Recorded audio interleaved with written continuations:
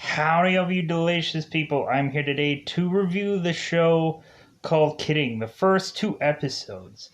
So, I can't help but watch this show and just go, okay, what exactly is the target audience? I find that very intriguing.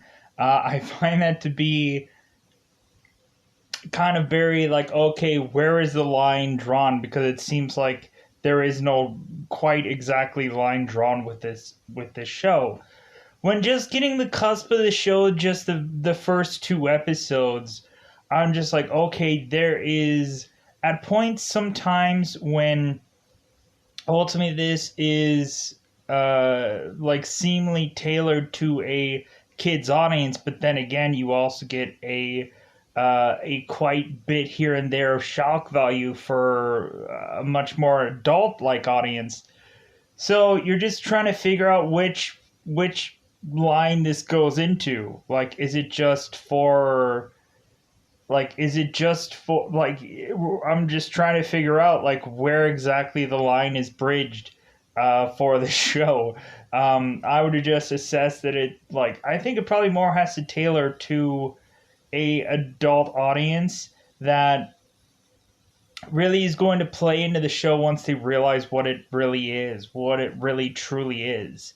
And I think that is probably the whole like kidding part of it, where it's like, ha ha ha, we're making you think that it's a kid show, but really here's the underbelly. Here's the part where you're going to notice that, oh, okay, so this is a show for an adult. It's just layered with a lot more of, shall we say, Mr. Rogers esh like moments, shall we say, or uh, uh, just little dips and segments of childlike wonder, let's just say. So, going into this show, I thought that it was really fascinating. I was watching this show and I was just kind of like, man, these characters when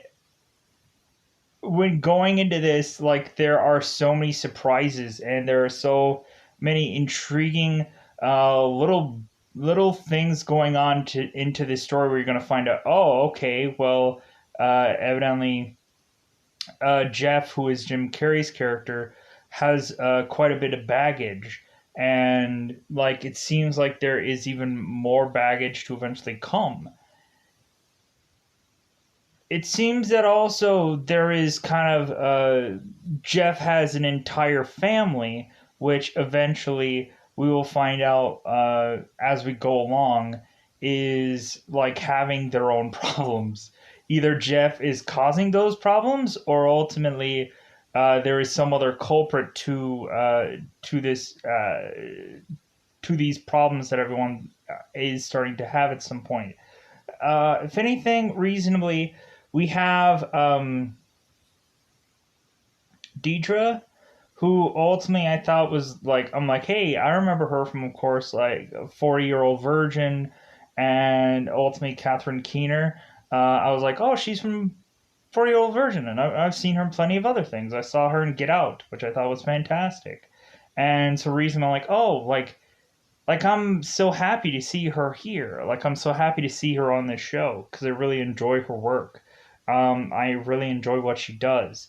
If anything, Judy Greer, I had seen her on Big Bang Theory, and I've kind of seen her in a cluster of other things like the movie Jawbreaker and stuff like that. And ultimately, to see Judy playing um, Jill, where ultimately, like, didn't I think Judy was also in a movie called or a show called, I think it was like Parenting or something, or she like it was a show focused about two parents. I'm not quite sure remembering what that's called, um but yeah, but seeing her kind of here, I was like, oh, this is kind of nice. I've seen kind of Junie in a kind of cluster of other things, and heaven forbid I know every title, but I really enjoyed a lot of her work, and I'm kind of happy to kind of see her kind of toting this line a little bit where she's being very nice, but then also she's um, also trying to be a character that's a little bit on the edge at some point, between between things of like we'll find out little snippets about her as more as we go along, and how she is just trying to move on with her life and trying to do things differently with her life. Um, and I thought that that was interesting. So we have ultimately, I want to say the ultimate person who ends up selling the house in the early episodes. Ultimately, Kelly Caulfield Park. Ultimately, I know her from In Living Color. Ultimately, the girl who plays Joan in the show. I'm like, oh my god, she's in Living Color. Like, this is great. To just have her here again and just kind of seeing her again. Ultimately, there's very few times where I get to see Joan, or I get to see Kelly in much. So, like, huzzah for that. And ultimately, just like it was great to see her, like tied to otherwise a Jim Carrey project. So, anyways, yeah, I just talking about the cast a little bit, just kind of making my way through some of these people. I thought, yeah, it's kind of interesting how this show kind of does, uh, like it catches you off guard consistently, to where all of a sudden you're like having these lovey-dovey like uh these lovey-dovey like moments that usually Jim Carrey usually provides to otherwise be at his like Mr. Rogers Esh like show, or his Mr. Pickles show. And then otherwise we'll see a scene right after that where there is a an adult thing going on, let's just say, or there's an adult like bedroom business moment going on, that ultimately I'm just like, whoa, okay, all right, just caught off guard consistently by this show. And I think that's the funny thing, or the kidding thing about it, is just like, yeah, you're just expecting this to be like a very lovey-dovey show, but then you're just going to realize like how much more darker it's going to get, I'm assuming, at some point. We have it to where Jim Carrey's character, Jeff, ultimately seems to become a very like, I wouldn't say pushy individual, but I would say that he is a person that uh, wants his show to be able to do more than what Seb, or Sebastian, his father, is willing to really allow. Jeff is trying to push the envelope. Jeff is ultimately just going like, well, if you won't give me what I want, then I will do this. Or like, if you don't give me like this thing that I want to showcase the world, then like, you know what, I think I need to just do something extreme to get even. I need to do something that will ultimately just get me fired or get me whatever, because I'm like, I think I've made enough money on the show, kind of thing. Um, but, and like, two, we have to where Sebastian ultimately is consistently kind of countering everything that Jeff is saying, like almost talking in a very like therapist like dialogue in a lot of ways, like countering everything that Jeff is saying, and ultimately really mentioning like every dollar and cent, that every time that Jeff makes a mistake, how it's going to be a bajillion dollar mistake, ultimately just by mentioning a in pronouncing something on a show or something like that, that I'm sure probably happens all the time. Uh, but again, it's really trying to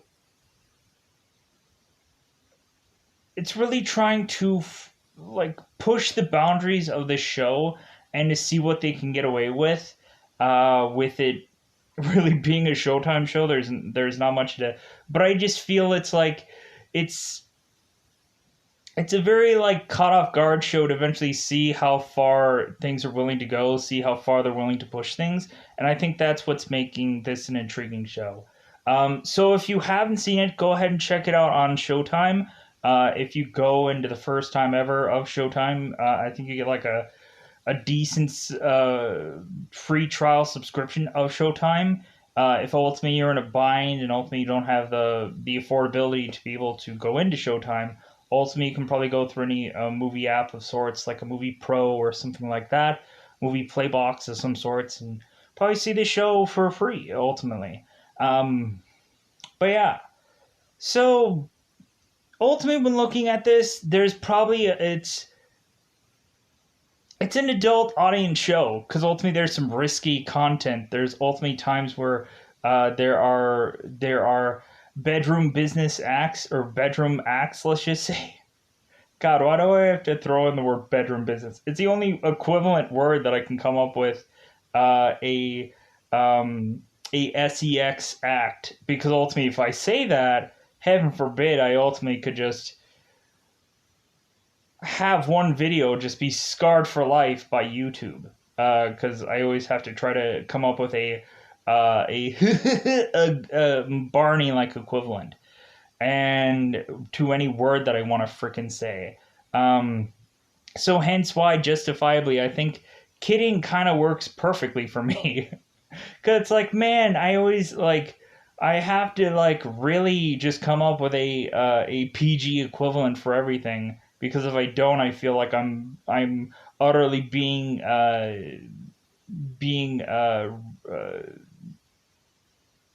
freaking judged by some person in YouTube of sorts. So let's go out of our way to go into spoiler time about this show. Let's go into that double five to otherwise talk about these episodes in spoiler like ways. So, in the very beginning of this show, we just have it to where ultimately Jeff is going on into being on the Conan show and ultimately singing a song to his wife. Ultimately, a song that his wife did not actually watch the show of. Because ultimately, it seemed that Jill ultimately consistently watches Conan, and I think that's the only reason why Jeff went on that show. Interestingly enough, so we have it to where we find out that this family has had a loss. We find out that Jeff's character had lost his son to seemingly a car accident. And we find out that Jill and William and Phil were in this car. And ultimately we have it to where they were driving, and it seems that Phil ultimately unbuckled and ultimately went in a car accident. He ultimately died via this accident, but William and Jill were completely fine afterwards. So we find out that Jeff ultimately wants to do a episode about death on his kids show. He's pushing it so vigorously hard. Ultimately, we have it to where Seb is just like, no. Sebastian is like, no. His father is like, no. There's no way we're going to be able to talk about death. If anything, we're going to have kids that are going to be screaming and crying away from their TVs. There's no way we're going to be able to do this show. And Jeff is like, well, how about we do this show, but how about we end up bringing in a kid audience to see what their reaction is. So that way, like, if ultimately everyone cries while doing this, then we'll just not do it. So we end up having it to where ultimately they are pushing to have this show go out. Jeff is, but Sebastian is not. But ultimately, he just gives in to Jeff. But ultimately, afterwards, after taping this episode, the episode never sees the light of day. To where Jeff is ultimately watching the episode at home and he's like, what the heck? Like, this show didn't air. This episode didn't air. What happened? To where ultimately, we have it to where Jeff calls Sebastian and Sebastian says, well, we couldn't get them to air it. It's like, sure. I'm betting you didn't even try. You just did this episode just to kind of just to shut me up, and because ultimately Seb ultimately goes to Jeff and ultimately mentions, is like, well, hey, like, Jeff Pickles isn't or like, your character on the show isn't suffering this loss. Jeff is. And so reasonably, like, Jeff can go get treatment for this help and get all he needs, but like Mr. Pickles, like, we don't deal with loss here. We don't deal with we don't deal with death here. So we ultimately find out while Jeff is doing a production of the show, we find out that there's some interesting things going on. It seems that Sebastian is ultimately kind of going through the rungs and kind of checking on some of his equipment, checking on some of his co-stars. It seems like we have two guys that are otherwise sharing this one costume together, and we find out that they are actually seemingly a couple together, let's just say. And ultimately we have it to where Sebastian is ultimately asking, like, hey, why does this costume smell funny? Like, why does this smell like why does this smell something like out of the ordinary? And ultimately the cohorts just say, it's like, well, that's because reasonably like this costume smells like a locker room. It's like, if anything, like, and we both have to share this locker room, and it smells. Evidently, I know full well any number of any costume it's severely hard to clean, so eventually it does smell after a while. But when looking at it, eventually we get to the point of the real cause of this smell, let's just say, by having these two people in this costume let's just say, humping it out. So we ultimately find out what the real culprit is that actually there's some sweating going on, but it's not from being on the show. So we ultimately go on to here, and we have it to where Jim ultimately, or Jeff's character ultimately is not getting what he wants. So ultimately what he does is he takes his clippers and he in the middle of his head to ultimately showcase his rebellion to the show by just going like, well, whoops, my bad, my mistake, whoops. Really just to give to this show to just be like, you have, like, really just ticked me off, and like, it's to the point where I just don't care about this show anymore. Like, I'm not caring about the show. Like, because ultimately we have it to where Sebastian is talking to Jeff after he comes back, and ultimately towards the tail end of episode 1, we find out that seemingly Jill has moved on from Jeff, when Jeff is kind of like, he's kind of even being Mr. Rogers, let's just say, like, outside of his show, to the point where he doesn't even know what the term PUSSY is. Because ultimately we have to have it to where Jim says this through this show, where he's like, oh, I now figured out what, because this one guy had this necklace on him and said P-Hound, and he's like, oh my god, Now every time that I see the word P, I'm ultimately thinking of Pussy instead of what I should be thinking of, which is just another P word. So we have it to where eventually we find out that that seemingly William is ultimately going to put a seemingly beehive in somewhere with his mother's like car, I would assume, because ultimately Will and his Will and his mother had a like an argument where ultimately it was something about like paying for some credit card bill or something, and so we ultimately have it to where Will ultimately calls her a Buffalo cunt on a mirror in the bathroom.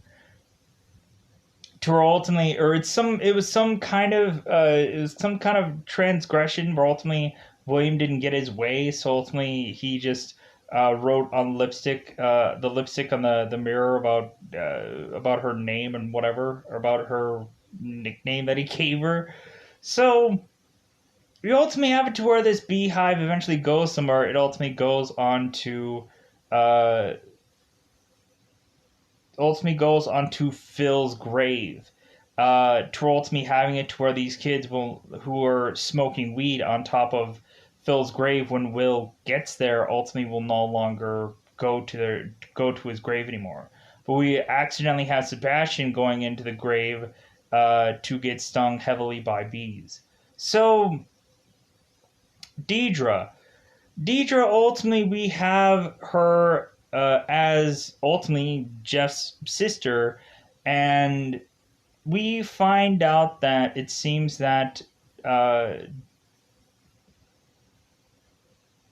Deidre's daughter is ultimately not wanting to eat her vegetables because ultimately she eventually mentions that the vegetables are dirty.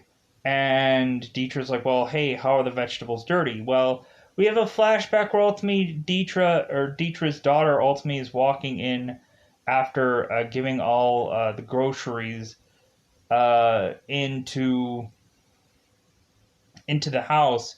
But ultimately, looking out the window, we find that uh, Scott, who is uh, Dietrich's husband, is ultimately having an affair with another man, clearly outside the window. To where ultimately we have to where somebody is putting their hand in someone's pocket, let's just say, and giving it a good old jerk, let's just say. To where ultimately we have this girl notice this jerking going on, and she drops all the groceries. Uh, to where ultimately we have to where Deirdre is eventually going to have to come to this neighbor to ultimately confront him about it. And then ultimately she's going to almost try to confront her husband about it as well, which I thought was like, man, like this story is really interesting, and I didn't think it was gonna be all that interesting. So we also have it to where in the next episode we have to where Jeff is, or in the second episode, Jeff is having to realize that he's being replaced, and ultimately he is being crushed by that notion, and ultimately we find that Jeff is ultimately trying to do whatever he can uh, to seemingly kind of win Jill over, but there's not much that he can do. When ultimately Jill is kind of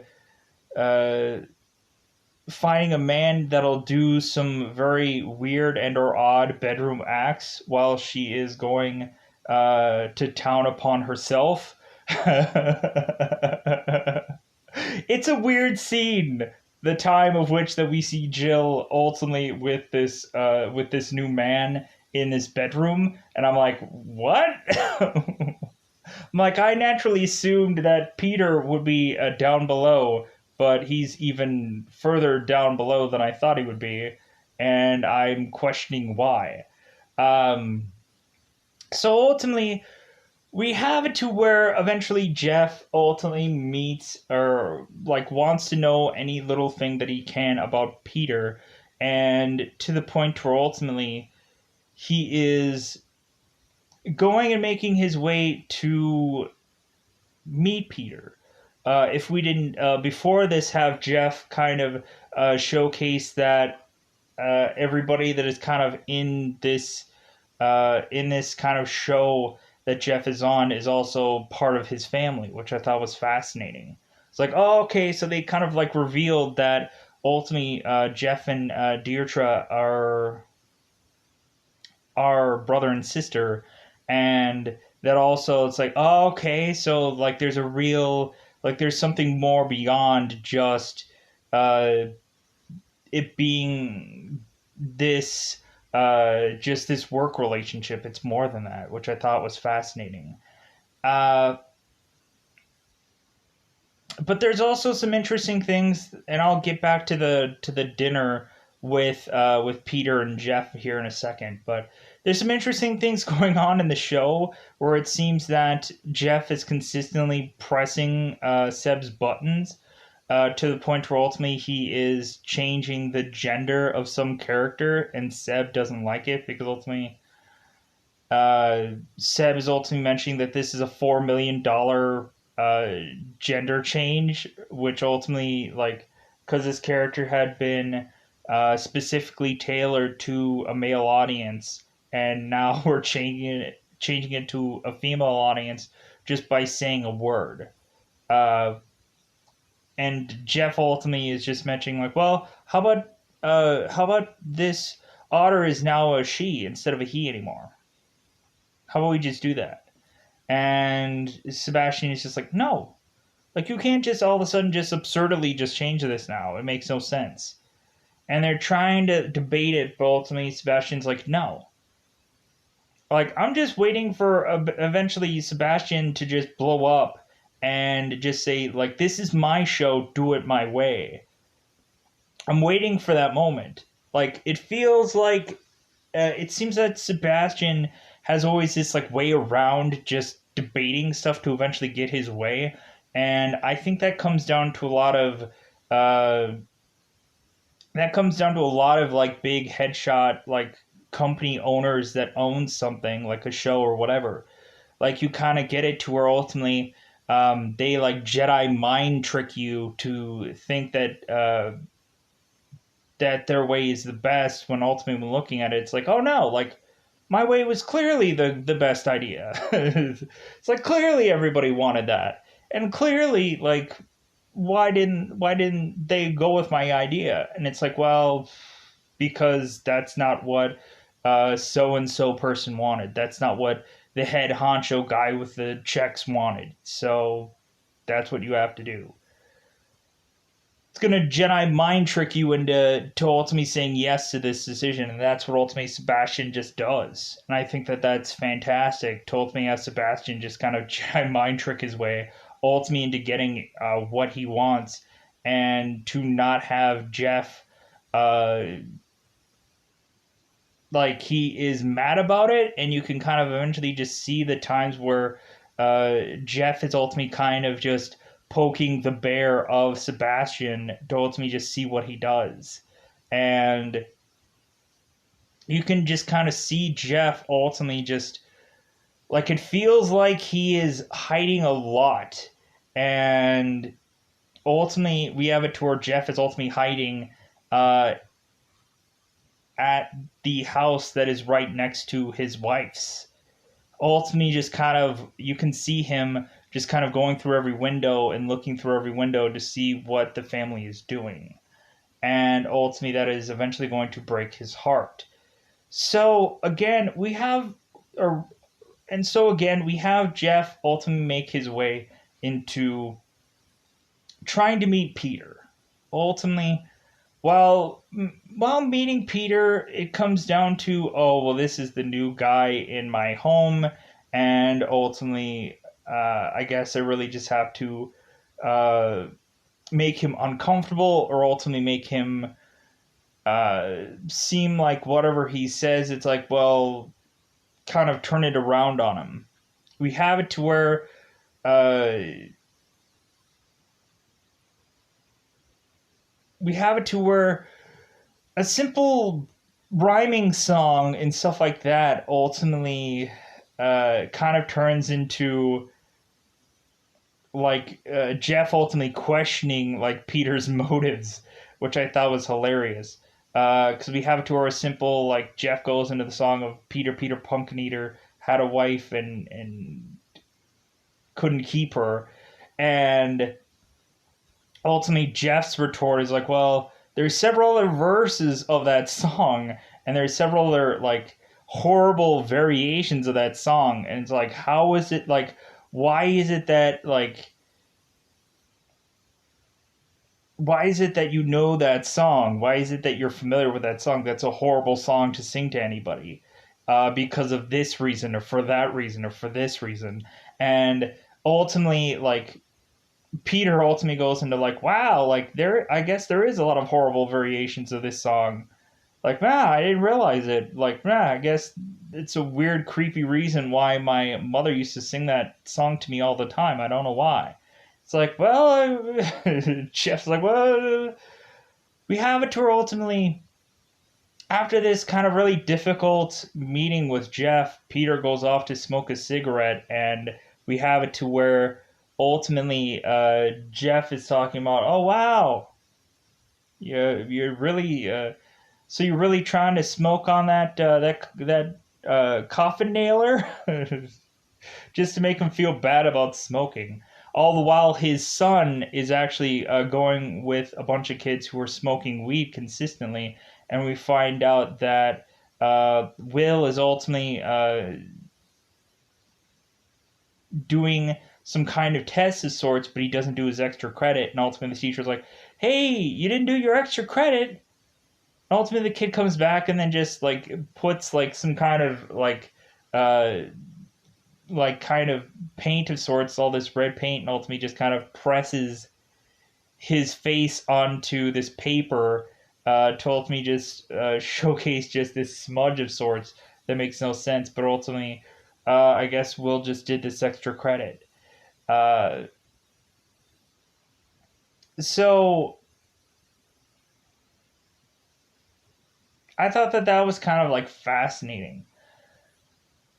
So we ultimately have it to where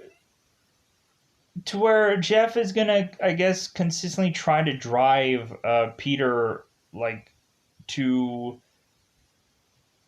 I guess, not being with Jill, because ultimately Jeff is ultimately just trying to uh, go and see like a cancer kid, and ultimately he's going to his wife, and like his wife is seemingly really trying to move on, ultimately doing some things before that ultimately it seemed like she couldn't do with Jeff.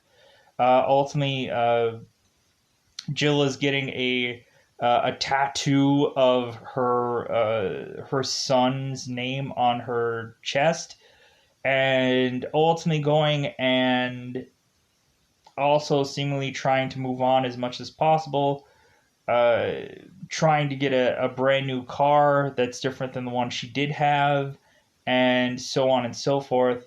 Just like really trying to really move on from this, and even going as far as moving away from Jeff, because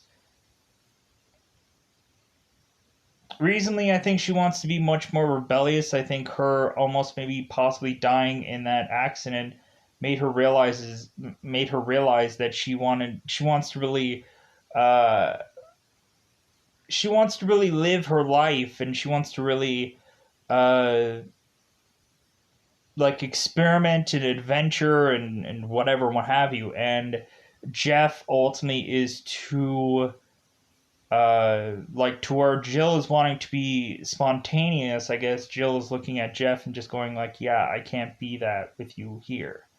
So hence why she is just trying to have reckless abandonment, instead of being tied to Mr. Rogers 24/7. She's just ultimately just wanting to branch out and be her own person, which I think is interesting. So Yeah, I think other than that, there's probably not much of these two episodes that I can go in and talk about. It seems like eventually things are going to come to a head, and eventually, at some point, we're just to assume that eventually people are going to explode at some point. Um, you ultimately have them eventually get Jeff a wig of sorts that ultimately just kind of goes covering up the hairpiece that is missing, because ultimately they were talking about like having the show sit for 4 months for Jeff's hair to grow back, and like that seems just absurd. But I guess when looking at it, something as simple as like this guy can't cut his own hair. This guy has to look a certain way. He has to act a certain way, and anything that kind of uh, ultimately just kind of counterbalances that is a no-no, because ultimately you have to have it to where the showrunner has to look the same every single time. I guess there's no like, oh, like I would love to just be able to shave my head bald now. Like, no, you can't do that. You gotta look the exact same every single time, so that way it doesn't look like there is a passing of time within this show. That there are different seasons and that this and that for a kids show, I guess. So when looking at it, I thought that this show was interesting. I thought it was just kind of like, I thought it was just kind of fascinating how you just get to these kid like moments, and I was just like, okay, like what's going on with this show? Why is it on Showtime? Why well, like what is the what is the what is the part of this that ultimately is going to be a way of which to like get me intrigued about the show, and then like, oh wait a minute, like there's some real shock value going on with the show, and there's some real like you could just kind of tell people are just bottling things up, and it's waiting for those moments where people are going to finally explode and finally get to where ultimately they are pushing uh, what they want, and I just thought that that was fascinating. I just enjoyed the show for that, and I thought visually wise, there's something interesting about this show. Is what I really thought that this show was kind of visually interesting to me, and some of the stuff that they end up trying to do in this show, some of the attempts that they make doing this, I thought was kind of interesting. So, anyways, I think that's all I wanted to say about this show, reasonably within a reasonable amount of time. Because yeah, I thought that this show was just kind of like God smackingly like I was like, what? Like what? What's going on? Um but yeah, it would probably get me ultimately to want to watch more ultimately if people were interested in hearing the reviews of this show. But I think other than that I just want to go. I just want to get out of here. So goodbye everybody. Goodbye everybody.